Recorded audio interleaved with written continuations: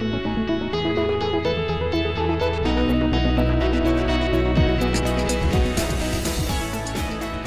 everybody, it's Clarke Camper with the November edition of Wall Street and Washington. Today I'd like to do three things. First, I'd like to talk about why I think the conventional wisdom on the election is wrong. Second, I'd like to talk about what I think my take means for the fiscal cliff. And then third, I'd like to crystal ball it on the Dodd-Frank Act and talk about where we go from here.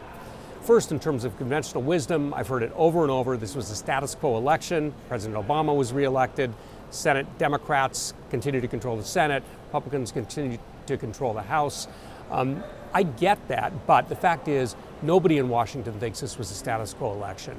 In the face of a very difficult economy, in the face of a lot of money and very aggressive ground game on the Republican side, both at the party level and at the super PAC level, Democrats nonetheless had a very strong election.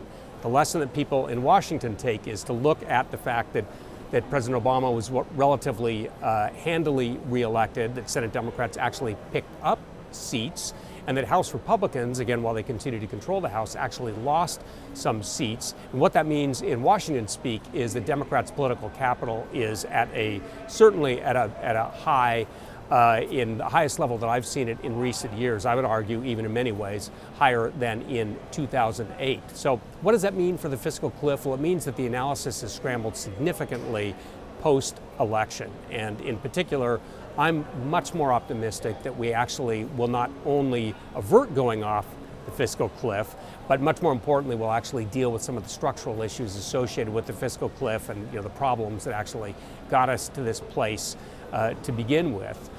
You've seen already this play out. For instance, you've seen Speaker Boehner be more conciliatory. Again, I want to be very clear. I'm not making a political comment. I'm making an analytical one, but in his post-election statements, he's talked about wanting to compromise with the president, has talked about being able to accept a certain amount of revenues.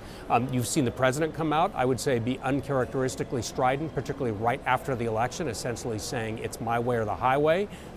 What I think that means, though, is, the dance has already begun, but I do think that before December 31, we are going to, one way or another, avert the fiscal cliff. I think the most likely outcome is that we have some kind of a long-term agreement that gives both the Congress and the president, let's say, 6 months to actually kind of solve, if you will, the fiscal cliff. But it's a very important but. I think that there probably will be some kind of a down payment associated with that, be some kind of spending cuts, probably some kind of revenue increases associated with that, and that would be part of a deal prior to December 31. Just on that revenue increase, by the way, I do want to say I think politically it's going to be very difficult for the president to go along with anything that does not increase taxes one way or another on people making more than $250,000 a year. It doesn't necessarily mean that tax rates have to go up, but one way or another, he is going to need to be able to say, and he feels genuinely, given his election, that he's got a mandate to be able to accomplish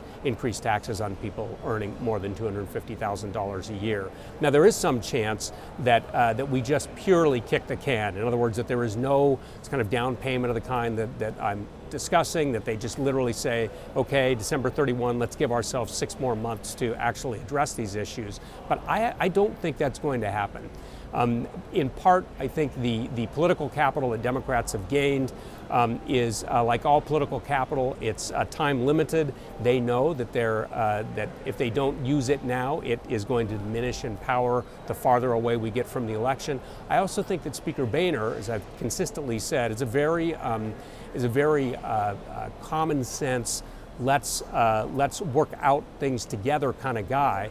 And what I think that means is that he realizes it's going to be much easier for him as well to bring his caucus along right now prior to the new Congress taking its place. And so bottom line is, I do think, again, that we're going to have some kind of a meaningful agreement on the fiscal cliff.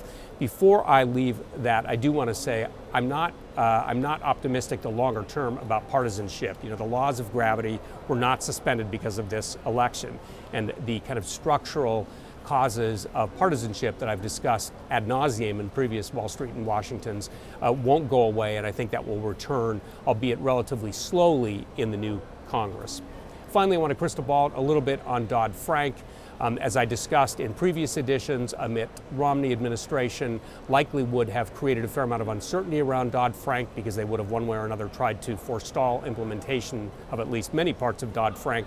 That's all gone. Going forward, the very basic premise with Dodd-Frank is that the agencies, the SEC, the CFTC, now will move forward to implement Dodd-Frank. I think more specifically, I think Gary Gensler stays at least long enough to essentially implement the derivatives provisions in Dodd-Frank. I don't know about Mary Schapiro staying around, but I do think that whoever takes Ms. Shapiro's place, if she does leave, is going to be mostly status quo. And again, the bottom line is both agencies will implement Dodd-Frank as it is written. With that, I'll wrap things up, and we'll see you next month on Wall Street and Washington.